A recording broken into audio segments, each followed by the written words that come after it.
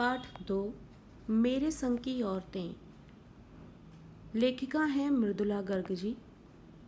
यहाँ पर इस पाठ से संबंधित हम पाठ का सारांश पढ़ेंगे, सारांश यानी कि समरी, और इससे आप एक शॉर्ट एक्सप्लेनेशन पाएंगे इस चैप्टर की, और इससे आपको इस चैप्टर से संबंधित जो महत्वपूर्ण जानकारियाँ हैं वो भी आपको मिल जाएंगी, जिससे कि आप चैप्टर को, पाठ को और भी अच्छी तरीके से समझ पाएंगे।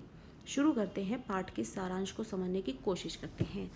लेखिका द्वारा लिखा गया यह एक संस्मरणात्मक गद्य है। संस्मरण क्या होता है ये जानना बहुत ज़रूरी है। जब कोई लेखक या लेखिका किसी प्रसिद्ध व्यक्ति की से संबंधित यादों को लेख के रूप में सामने लाता है तो वो संस्मरण है। कहने का मतलब है कि दो व्यक्ति हैं और ये लेखक है, अब ये प्रसिद्ध व्यक्ति है। किसी भी वजह से लेखक को ये व्यक्ति, चाहे दोस्त होने की वजह से या रिश्तेदारी होने की वजह से, जैसे भी जान पहचान होने की वजह से, या फिर एक प्रसिद्ध व्यक्ति होने की वजह से, उसके बारे में बेहतरीन तरीके की जानकारी होने के कारण भी जो है एक लेखक जो है उससे संबंधित यादों को जब एक लेख का रूप देता है तो वो संस्मरण है। आगे बढ़ते हैं। लेखिका द्वारा लिखा गया एक संस्मरणात्मक गद्य है जिसमें लेखिका ने अपने परिवार की औरतों, अपनी नानी, अपनी माँ तथा अपनी 4 बहनों के बारे में बताया है।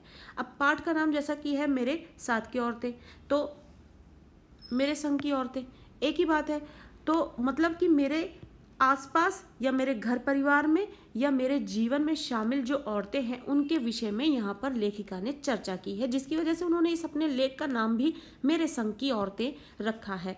तो उन्होंने अपने परिवार की औरतों, जिसमें कि नानी, अपनी माँ और उनकी 4 बहनों के विषय में जानकारी दी है। उसने तत्कालीन घरेलू, आर्थिक, सामाजिक तथा शैक्षिक स्थिति से परिचित भी कराया। जो किसी भी आम औरत की जो कहानी है, एक घरेलू स्तर पर, एक आर्थिक स्तर पर, सामाजिक स्तर पर और शैक्षिक स्तर पर, उन सब की जानकारी अपने पास की, अपने संग की जो औरतें हैं उनके जरिए उन्होंने यहाँ पर देने की कोशिश की है। लेखिका अपनी नानी के बारे में कहती है कि वो अपनी नानी को नहीं देख सकी थी क्योंकि उनकी मृत्यु उनकी लेखिका की माँ की शादी से पहले ही हो गई थी। कहने का अर्थ है कि जो लेखिका हैं वो अपनी नानी की चर्चा कर रही हैं यहाँ पे, और वो कहती हैं कि उन्होंने अपनी नानी को कभी भी नहीं देखा क्योंकि उनकी अपनी माँ की शादी तब तक हो ही नहीं थी, तो इस वजह से नानी को वो नहीं देख पाए थे। यानी कि लेखिका की जो माँ है उनकी शादी हुई नहीं थी तब तक, जब तक उनकी नानी की मृत्यु हो चुकी थी। उनकी नानी जो है वो परंपराओं को मानने वाली थी, अनपढ़ थी तथा पर्दा करने वाली महिला थी। जैसा कि आम औरतें होती हैं, पढ़ी लिखी नहीं है। पहले के टाइम की बात हो रही है जब ज़माना और भी ज़्यादा इस तरीके का था, जहाँ पर औरतों पर ज़्यादा अपना प्रभाव बनाकर रखा जाता था। उनको शिक्षा देने का अधिकार जो है उनका इस्तेमाल किया ही नहीं देने जाता था, तो इस वजह से वो अनपढ़ रह जाती थी। और फिर पर्दा बहुत ही ज़रूरी एक फैक्टर हो जाता था, और उसके बाद वो परंपराओं को मानने वाली एक औरत थी। तो लेखिका ये बता रही हैं कि जो उनकी नानी है परंपराओं को मानने वाली एक औरत थी, अनपढ़ थी और पर्दा करने वाली एक महिला थी। उनके पति शादी के तुरंत बाद उन्हें घर छोड़कर बैरिस्ट्री पढ़ने विलायत चले गए। जब कैम्ब्रिज विश्वविद्यालय से वकालत की डिग्री लेकर वापस आए तो उनके आचार विचार, यानी कि जो उनकी सोच है दोनों की, वो उसमें अंग्रेजियत साफ झलकती थी। कहने का अर्थ है, साफ तौर पे आप कह सकते हैं कि नानी माँ की यहाँ पर उनकी नानी की बात हो रही है कि वो परंपराओं को मानने वाली और अनपढ़ और एक पर्दा करने वाली औरत थी। तो नानी के जो पति हैं यानी उनके नाना, जिसके विषय में उन्होंने बात की है कि जब उनकी शादी हुई है तब उनको छोड़कर वो बैरिस्ट्री पढ़ने विलायत चले गए। अब जब वो कैम्ब्रिज विश्वविद्यालय से पढ़कर वापस आते हैं वकालत की डिग्री लेकर, तो ऑब्वियस सी बात है कि दोनों के विचारों में और जो बिहेवियर में बहुत ही ज़मीन आसमान का फ़र्क दिखाई देता है। तो अंग्रेजियत साफ झलकती थी। नानी इन बातों से दूर रहकर अपना जीवन अपने ढंग से जीती थी। उन्होंने कभी भी अपनी इच्छा का इजहार अपने पति के सामने नहीं किया। अपनी मृत्यु निकट जानकर उन्होंने अपने पति के स्वतंत्रता सेनानी मित्र प्यारे लाल शर्मा को बुलवाकर कहा कि उनकी बेटी का रिश्ता अपने जैसे किसी स्वतंत्रता सेनानी के परिवार से करा दे। नानी जो कि अपने ही विचारों के साथ जीने वाली एक औरत थी। तो उन्होंने अपने पति के माध्यम से चीज़ों को आगे बढ़ाने की बजाय उन्होंने जिस पर अपना विश्वास समझा, यानी उनके अपने पति के स्वतंत्रता सेनानी मित्र, यानी अपने जो उनके पति थे, उनके एक मित्र थे, वो स्वतंत्रता सेनानी थे जिनका नाम था प्यारेलाल शर्मा। उनको बुलाकर उन्होंने अपनी बेटी की शादी या फिर रिश्ता कराने की बात उनसे कही और ये कहा कि जब भी इनकी शादी की बात हो या शादी कराने की बातें आगे बढ़ें तो आप कभी भी जब इनकी शादी करें तो स्वतंत्रता सेनानी के परिवार से ही कराएं। उनकी इच्छानुसार लेखिका की जो माँ है उनका विवाह आज़ादी के आंदोलन में भाग लेने वाले एक होनहार लड़के से हो जाता है। इस कारण उन्हें ये सादा जीवन जीना पड़ा। वे रात में जागकर खादी की साड़ी बांधने का अभ्यास करती। वैसे भी लेखिका की माँ कमजोर शरीर की थी। वे घर में किताबें पढ़ती, साहित्य चर्चा, संगीत सुनती। एक तो माँ झूठ नहीं बोलती थी, दूसरे लोगों की गोपनीय यानी छुपी हुई जो प्राइवेट बातें हैं अपने तक ही वो सीमित रखती थी। कहने का अर्थ है कि अगर मान लीजिए आप पर कोई व्यक्ति विश्वास करता है और विश्वास करके आपकी कोई बहुत ही गोपनीय बात अपनी आपसे शेयर कर लेता है, तो उनकी माँ उन लोगों में से नहीं थी कि उसको चर्चा का विषय बनाकर, मनोरंजन का विषय बनाकर आगे शेयर करती जाए उसे। तो अगर किसी ने उनसे अपनी गोपनीय बातें बताई हैं तो वो उसको अपने तक ही सीमित रखती थी। इस कारण उनका घर और बाहर दोनों ही जगह जो है मान सम्मान था। तो यहाँ पर उन्होंने अपनी नानी और अपनी माँ के विषय में चर्चा की। नानी कैसी थी? परंपरावादी थी और अनपढ़ थी, पर्दा करने वाली थी। पति का बाहर विलायत से पढ़कर आ जाने की वजह से दोनों में बहुत ही ज़्यादा फर्क दिखने लगा, जिसकी वजह से उन्होंने पति पर अपने ज़्यादा कॉन्सेंट्रेट ना करते हुए ये अपनी बेटी से संबंधित जो जिम्मेदारियां वो समझती थी। और जब उन्हें लगा कि अब मेरी मृत्यु निकट है तो अपनी बेटी की जिम्मेदारी के लिए उन्होंने अपने ही पति के मित्र से ये वादा लिया और उनको ये जिम्मेदारी की तरह एक काम सौंप दिया कि उनकी बेटी का विवाह जब भी हुई हो तो वो अपनी ही तरह एक स्वतंत्रता सेनानी के परिवार से कराया जाए। अब लेखिका की माँ की बात यहाँ से शुरू होती है। लेखिका की माँ का विवाह ऐसे ही परिवार में हो जाता है, जिसकी वजह से वो क्योंकि एक स्वतंत्रता सेनानी की बीवी है, पत्नी है, तो उन्होंने खादी की साड़ी से संबंधित जो है अपने जीवन में एक उसकी जगह बना दी। और उसके बाद लेखिका की माँ जो है कमजोर शरीर की थी। वो किताबें घर में किताबें पढ़ती, साहित्य पढ़ती, संगीत सुनती और माँ उनकी कभी झूठ नहीं बोलती और दूसरों की सुनी हुई गोपनीय बातों को अपने तक ही सीमित रखती थी। इस वजह से घर में भी और बाहर दोनों जगह उनका मान सम्मान था अपना। ऐसे ही लेखिका की परदादी भी थी। अब लेखिका यहाँ पर अपनी परदादी की बात कर रही हैं, यानी दादी से भी पहले की दादी। ऐसे ही लेखिका की परदादी थी जो सदैव लीक से हटकर काम करती थी। लीक से हटकर यानी देश दुनिया समाज जैसे चल रहा है उससे हटकर वो अपनी सोच विचारों के अनुसार चला करती थी। वे फालतू सामान एकत्र करने के बजाय दान दे दिया करती थी। उन्होंने अपनी बहू के गर्भवती होने पर मंदिर में भगवान से लड़की पैदा होने की मन्नत मांगी और ये बात सभी को बता भी दी। उनकी बार बार की मन्नत से भगवान ने अफरा तफरी में आकर एक के बाद एक 5 कन्याएं उतार दी और बेटा केवल एक। अब यहाँ पर जब लेखिका अपनी परदादी से संबंधित एक विषय की चर्चा यहाँ पर कर रही है कि उन परदादी से संबंधित उनके जीवन की एक ऐसी घटना जिसकी चर्चा करना बहुत ज़रूरी है लेखिका के लिए। लेखिका बताती हैं कि परदादी जो कि लीक से हटकर चलती हैं, उस वक्त पर लोगों के विचार ऐसे हुआ करते थे कि लड़की उतनी ज़रूरी नहीं है घर परिवार के लिए, वंश चलाने के लिए लड़का बहुत ज़रूरी है और लड़के का ही जन्म हो तो बहुत बेहतर है। नानी ने लीक से हटकर काम किया। उन्होंने भगवान से मन्नतें की कि घर में लड़की का जन्म हो और भगवान ने उनकी मन्नत स्वीकार करके अफरा तफरी में आकर एक के बाद एक 5 कन्याएं जो हैं उस घर में जन्म दे दी और बेटा केवल एक हुआ। एक बार हवेली के मर्द किसी बारात में गए थे और औरतें रत जगा कर रही थी। रत जगा यानी रात भर जाग रही थी। तो हवेली के जितने भी लोग हैं वो सब बारात में गए थे। और ग्रामीण क्षेत्रों में ऐसा ही होता है कि कभी भी शादी ब्याह हो, बारात में जाने का मौका मिलता है तो घर के मर्द ही बारात में जाया करते हैं, औरतें नहीं जाती हैं। और इस तरीके से मर्द जो है बारात गए और औरतें जो है वो रत जगा कर रही थी। तभी एक चोर उसी कमरे में घुस आया जिसमें परदादी सो रही थी। परदादी की ही चर्चा चल रही है यहाँ पर, क्योंकि परदादी लीक से हटकर चलती हैं। एक काम उन्होंने ये कहा कि भगवान से उन्होंने प्रे किया कि उनको लड़की चाहिए और भगवान ने उनकी बात सुनी और एक के बाद एक जो है उनके घर में 5 कन्याओं का जन्म हो गया और बेटा केवल एक हुआ। परदादी का अब दूसरा किस्सा यहाँ पर लेखिका शेयर करती हैं और ये बताती हैं कि जब घर के सभी मर्द, हवेली के सभी मर्द बारात जाते हैं और औरतें रत जगह कर रही हैं, उसी दिन घर में एक चोर आ जाता है जिसमें परदादी सो रही होती हैं। कुछ आहट होते ही परदादी की आंख खुल गई और जैसे ही कोई आहट होती है परदादी की आंख खुल जाती है। चोर डर जाता है। तभी परदादी ने चोर से पानी लाने को कहा। अब दादी जग गई हैं, उन्होंने चोर को देखा समझा भी है, लेकिन दादी जो कि लीक से हटकर चलती हैं, उन्होंने चोर से पानी लाने को कहा। पानी लाते समय चोर को पकड़ लिया गया और उनके सामने लाया गया। उन्होंने पानी पीकर आधा पानी चोर को पिलाया और उसे बेटा मानते हुए चोरी छोड़ खेती करने की नेक सलाह दी।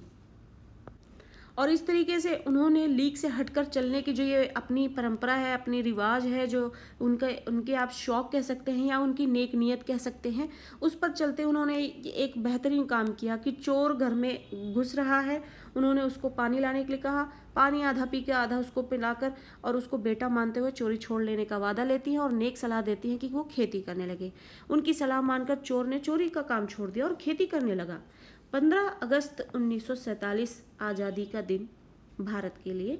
उसको 15 अगस्त 1947 को देश में जब आज़ादी का जश्न मनाया जा रहा था, तब लेखिका को टाइफाइड बुखार आ गया। डॉक्टर की सलाह के कारण वह बाहर ना जा सकी। उसके पिता ने उसे ब्रदर्स कारामजोव नामक उपन्यास दिया, जिसके कई अंशों को लेखिका ने बार बार पढ़ा। यहाँ पर आज़ादी के दिन की बात हो रही है। सभी लोग आज़ादी का जश्न मना रहे थे, लेकिन लेखिका को टाइफाइड हो गया और टाइफाइड होने की वजह से वो घर से बाहर नहीं जा सकी, डॉक्टर की सलाह की वजह से। और फिर पिता ने उनको एक उपन्यास दिया जिसका नाम था ब्रदर्स कारामजोव, और उन्होंने उसके कई अंशों को जो है लेखिका ने बार बार पढ़ा। लेखिका अपनी नानी, माँ और परदादी के बारे में बताने के बाद अब अपनी बहनों के बारे में कहती हैं कि उसकी सबसे बड़ी बहन थी मंजुल, जिसे घर में रानी कहते थे। उसने शादी के बाद मंजुल भगत नाम से लिखना शुरू कर दिया। मंजुल भगत नाम से लिखना शुरू कर दिया। और दूसरे नंबर की लेखिका ने शादी के बाद मृदुला गर्ग नाम से लिखना शुरू कर दिया। यानी जो उनकी सबसे बड़ी बहन थी, जिसका नाम था मंजुल, जिसको घर में रानी के नाम से बुलाया जाता था, उसने शादी के बाद मंजुल भगत नाम से लिखना शुरू कर दिया। लेखिका बनी वो और मंजुल भगत के नाम से उन्होंने लिखना शुरू कर दिया। और दूसरे नंबर की लेखिका जिसकी रचना हम यहाँ पर पढ़ रहे हैं, दूसरे नंबर की लेखिका ने शादी के बाद मृदुला गर्ग नाम से लिखना शुरू कर दिया। इसके बाद की दो बहनें हैं, रेणु और चित्रा, लेखन कार्य से बची रहीं। यानी बाकी जो दो बहनें हैं, रेणु और चित्रा, उन्होंने लेखन कार्य में अपने आप को शामिल नहीं किया। 4 बहनें थी। अभी तक लेखिका ने अपनी परदादी, दादी, माँ, अब 4 बहनों की चर्चा की है। पहली बहन जो कि सबसे बड़ी है, जिसका नाम मंजुल है, घर में रानी है, शादी के बाद मंजुल भगत नाम से वो लिख रही हैं। दूसरी बहन मृदुला गर्ग नाम से लिख रही हैं। तीसरी और चौथी बहन जिनका नाम है रेणु और चित्रा, वो लेखन कार्य से स्वयं को बचाती रही हैं। सबसे छोटी बहन अचला अंग्रेजी में लिखने लगी तथा छोटा भाई राजीव हिंदी में लिखने लगा। और जो सबसे छोटी बहन थी अचला, जिसका नाम था, वो अंग्रेजी विषय में लिखने लगी। लेखन कार्य उन्होंने भी किया, लेकिन उन्होंने अंग्रेजी में लिखने लगी वो। और छोटा भाई जो राजीव है, उन्होंने हिंदी में रचनाएं लिखनी शुरू कर दी। उनकी बहन रेणु जो है वो बीए नहीं करना चाहती थी, परंतु पिताजी और घर वालों का मन रखने के लिए उसने किसी तरह बीए कर लिया। उनकी जो तीसरी बहन है रेणु, स्वयं कम दूसरों को ज़्यादा पढ़ाती थी, यानी खुद वो कम पढ़ती थी। रेणु की बात हो रही है, जो उनकी तीसरी बहन थी, वो खुद तो कम पढ़ती थी लेकिन दूसरों को ज़्यादा पढ़ाती थी। उसके अपने अंक कम, किंतु उससे पढ़ने वालों के अधिक अंक आते थे। वह दृढ़ निश्चयी थी, वादों की पक्की थी, दृढ़ निश्चयी थी वो। उसने अपनी पसंद के लड़के से ही शादी की। जिस वक्त की लेखिका बात कर रही है, उस वक्त पे अपनी पसंद की शादी करना एक बहुत बड़ा मुद्दा हुआ करता था। सबसे छोटी बहन अचला ने पत्रकारिता में, अब आप देख सकते हैं पत्रकारिता में यहाँ पर उन्होंने प्रवेश लिया और पिताजी की पसंद से शादी कर ली। बाद में वह भी लेखन कार्य में संलग्न यानी जुड़ गई या फिर शामिल हो गई। और इस तरीके से यहाँ पर आप देख रहे हैं सारी बहनों की जो चर्चा यहाँ पर लेखिका ने बताई है कि किस तरीके से ऑलमोस्ट सारी बहनें जो हैं वो लेखन कार्य में शामिल हो गई। एक बहन जो है उनकी अंग्रेजी में लिखने लगी और भाई जो है हिंदी विषय में लिखने लगा। तीसरी बहन रेणु जो है वो स्वयं तो कम पढ़ती थी, दूसरों को ज़्यादा पढ़ाती थी और उनसे पढ़ने वाले लोग जो है ज़्यादा नंबर लेते थे, वो कम नंबर लेती थी। और फिर उन्होंने अपनी पसंद के ही लड़के से शादी भी की। सबसे छोटी बहन जो है उन्होंने पत्रकारिता में यहाँ पर प्रवेश लिया और फिर पिता की पसंद से शादी करके वो भी लेखन कार्य से ही जुड़ गई। विवाह के बाद लेखिका को बिहार के डालमिया नगर जैसे पिछड़े स्थान पर रहना पड़ा। विवाह के बाद की बात हो रही है और लेखिका यहाँ पर जो इस चर्चा को यहाँ पर बयां कर रही हैं, उन्होंने बताया कि विवाह के बाद लेखिका को बिहार के डालमिया नगर जैसे पिछड़े स्थान पर रहना पड़ा। यहाँ सिनेमा देखते समय पति पत्नी अलग अलग बैठते थे। उन्होंने वहाँ मर्दों औरतों को एक साथ नाटक करने के लिए राजी कर लिया और नाटकों से अकाल राहत कोष के लिए धन भी एकत्र किया। कहने का अर्थ है कि लेखिका जो यहाँ पर इस लेख को हम जिस लेख को पढ़ रहे हैं समझ रहे हैं, उसकी लेखिका जो है वो डालमिया नगर जैसे पिछड़े स्थान पर शादी के बाद रहने लगी। वहाँ पर वो स्थान इतना पिछड़ा था कि सिनेमा घरों में भी पति पत्नी जो है वो अलग ही बैठा करते थे। लेकिन एक वक्त के बाद उन्होंने वहाँ के मर्द और औरतों को एक साथ नाटक करने के लिए राजी कर लिया। तो नाटक करने के लिए जब उन्होंने राजी कर लिया तो उन नाटकों से उन्होंने अकाल राहत कोष के लिए धन एकत्र करना शुरू कर दिया। और इसके बाद लेखिका जो है वो कर्नाटक के बांगलकोट में रहीं। वहाँ उन्होंने कैथोलिक बिशप से स्कूल खोलने की प्रार्थना की, जिसे उन्होंने अनसुना कर दिया। यानी जहाँ उन्होंने कैथोलिक बिशप से स्कूल खोलने की प्रार्थना की, जिससे उन्होंने उनकी इस प्रार्थना को अनसुना कर दिया, यानी इस निवेदन को उन्होंने खारिज कर दिया एक तरीके से। बाद में अनेक लोगों की मदद से उन्होंने अंग्रेजी, कन्नड़, हिंदी सिखाने वाला स्कूल खोला तथा स्कूल को कर्नाटक सरकार से मान्यता भी दिलवाई। और लेखिका सोचती थी कि शहर में अकेले मंजिल की ओर बढ़ते जाने का मजा कुछ और ही है। और इस तरीके से आप देखेंगे कि लेखिका का जो घर परिवार है, वहाँ पर जो औरतें हैं, किस तरीके से वहाँ की औरतों ने अपना एक अलग मुकाम बनाया, उन्होंने अपने जीवन को अलग तरीके से जिया है। जैसा हमारा भारतीय समाज औरतों के लिए स्थान निर्धारित करता है या उनके लिए जीवन निर्धारित करता है, उससे हटकर इन सारी औरतों ने अपने जीवन की राह खुद चुनी है और अपने जीवन को अपने अनुसार ढाला भी है। किस तरीके से उन्होंने परदादी की चर्चा की है कि वो लीक से हटकर चलती हैं। दादी जो है उन्होंने उनकी दादी और नानी की चर्चा उन्होंने की है। उन्होंने परदादी की और नानी की और माँ की चर्चा की है। उन्होंने परदादी की जो कि लीक से हटकर चलती है, नानी जो कि उन्होंने अपने बेटी का विवाह जो है किस तरीके से एक बेहतरीन परिवार में हो सके उसके लिए उन्होंने कोशिशें की हैं। और उसके बाद जो है माँ, उन्होंने किस तरीके से अपने जीवन में लीक से हटकर वो भी साहित्य पढ़ा करती थी और किस तरीके से एक यहाँ पर स्वतंत्रता आंदोलन में शामिल होने वाले एक व्यक्ति के साथ उन्होंने जीवन बिताया है। और 4 बहनें यहाँ पर जो हैं उन्होंने उनकी जो बेटियाँ हैं उनके विषय में उन्होंने जानकारी दी। इन सारी बहनों ने और भाई ने किस तरीके से लेखन कार्य से अपने आप को जोड़ा। और उसके बाद लेखिका ने यह भी बताया कि उनकी बहनें जो है किस तरीके से आज़ाद ख्यालात की थीं और किस तरीके से हर किसी ने अपने अपने ज़िंदगी को संवारा है अपनी अपनी मेहनत से। और उसके बाद लेखिका ने भी बताया कि किस तरीके से उन्होंने पिछड़े स्थान पर डालमिया जैसे नगर में भी रहकर भी उन्होंने जो है एक नया रास्ता बनाया और नया रास्ता बनाकर उस पर भी एक नई राह जो कि आगे मंजिल की ओर बढ़ती ही जा रही है, इस तरीके का उन्होंने अपने जीवन बनाया, जो कि बहुत ही मोटिवेटेड है। बहुत ही ज़्यादा आप कह सकते हैं कि इनसे प्रेरणा ली जा सकती है कि अपने वक्त की इन्होंने ये बात बताई है, आज के ज़माने की बात नहीं है। जिस वक्त की ये रचना है उस वक्त पर ये काम जो है बहुत बड़े हिम्मत इसके लिए चाहिए, इसके लिए बहुत हिम्मत चाहिए हुआ करती थी। इसके लिए आपके पास घर परिवार का एक सपोर्ट जो सिस्टम जो है बिल्कुल ही ज़ीरो हुआ करता था, वो भी जो है बहुत मैटर करता है। किस तरीके से इन्होंने अपने जीवन को आगे बढ़ाया है, इसकी चर्चा उन्होंने की है। और इसी वजह से पाठ का नाम है मेरे संग की औरतें, यानी मेरे घर परिवार में, मेरे रिश्तेदारों में, आसपास आप देखेंगे हमारे घर में भी माँ, नानी, दादी, परदादी, बहनें और कज़न सब होते हैं। और किस तरीके से आप अपने चारों ओर देखेंगे कि आपके चारों ओर की औरतें अगर इतनी ही खुले ख्यालात की हों, खुले ख्यालात का मतलब ये नहीं कि आप अपनी मर्जी से कुछ भी सही और गलत दोनों करने लग जाएं।